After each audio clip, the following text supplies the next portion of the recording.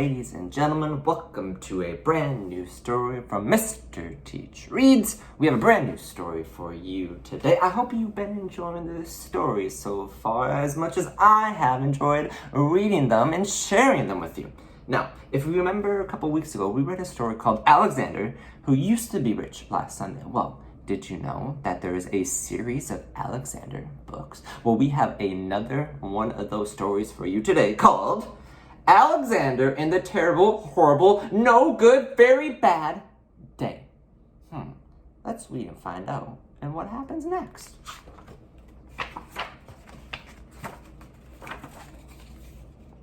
I went to sleep with gum in my mouth, and now there's gum in my hair. And when I got out of bed this morning, I tripped on the skateboard, and by mistake, I dropped my sweater in the sink while the water was running, and I could tell it was going to be a terrible, horrible, no good, very bad day.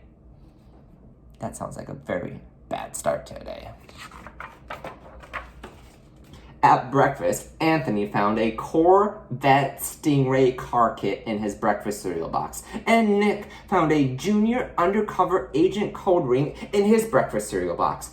But in my breakfast cereal box, all I found was breakfast cereal. I think I'll move to Australia. In the carpool, Mrs. Gibbons let Becky have a seat by the window. Audrey and Elliot got seats by the window too. I said I was being scrunched. I said I was being smushed. I said if I don't get a seat by the window, I'm gonna be carsick. No one even answered. I could tell it was going to be a terrible, horrible, very no good, bad day. At school, Mrs. Dickens liked Paul's picture of the sailboat better than my picture of the invisible castle. At singing time, she said I was singing too loud. At counting time, she said I left out 16. Who needs 16?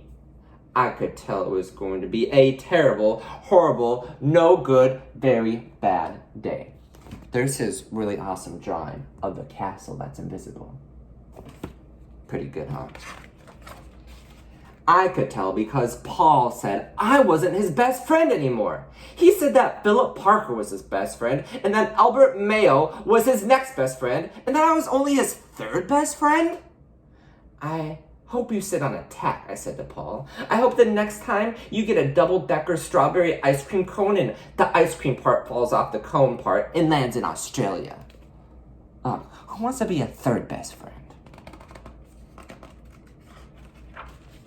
There were 2 cupcakes in Philip Parker's lunch bag, and Albert got a Hershey bar with almonds, and Paul's mother gave him a piece of a jelly roll that had little coconut sprinkles on the top. Guess whose mother forgot to put in dessert? It was a terrible, horrible, no good, very bad day. Ugh. That's what it was. Because after school, my mom took us all to the dentist and Dr. Fields found a cavity just in me. Come back next week and we'll fix it, said Dr. Fields. Next week, I said, I'm going to Australia. On the way downstairs, the elevator door closed on my foot, and while we were waiting for my mom to get in the car, Anthony made me fall where it was muddy, and then I started crying because of the mud. Nick said I was a crybaby, and while I was punching Nick for saying crybaby, my mom came back with the car and scolded me for being muddy and fighting. I'm having a terrible, horrible, no good, very bad day. I told everyone. No one even answered.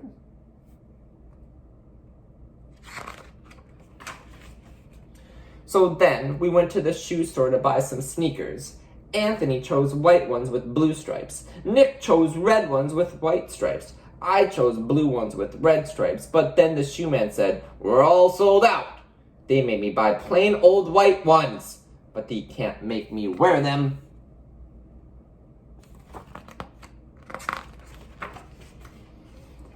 When we picked up my dad at his office, he said I couldn't play with his copying machine, but I forgot. He also said watch out for the books on his desk, and I was careful as I could be except for my elbow. He also said don't fool around with his phone, but I think I called Australia. My dad said please don't pick him up anymore. It was a terrible, horrible, no good, very bad day.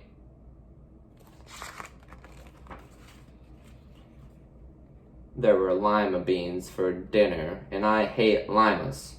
There was kissing on TV, and I hate kissing. My bath was too hot. I got soap in my eyes. My marble went down the drain, and I had to wear my railroad train pajamas. I hate my railroad train pajamas.